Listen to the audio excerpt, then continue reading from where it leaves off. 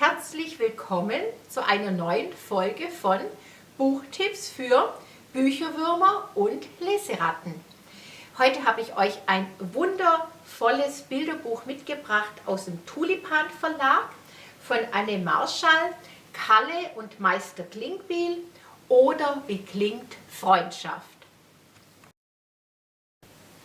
Gemeinsam mit seiner Mutter wohnt Kalle im Dachgeschoss eines gemütlichen Hauses. Im Erdgeschoss ist die Werkstatt von Meister Klingbeil. Jeden Nachmittag geht Kalle hinunter in die Werkstatt und hilft dem Erfinder beim Umsetzen seiner Ideen.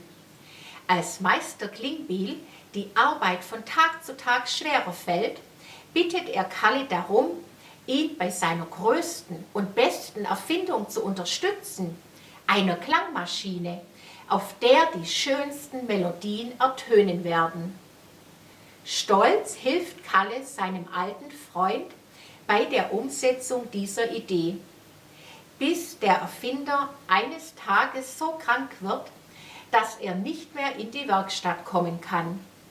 Als Herr Klingbeil traurig feststellt, dass er in seinem Alter wohl nichts Großes mehr in der Werkstatt vollbringen kann, hat Kalle eine vielversprechende Idee. Eine einfühlsame Geschichte über eine besondere, generationenübergreifende Freundschaft.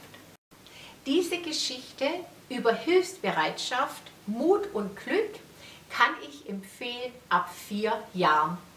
Bis zum nächsten Mal, wenn es wieder heißt Buchtipps für Bücherwürmer und Leseratten. Tschüss!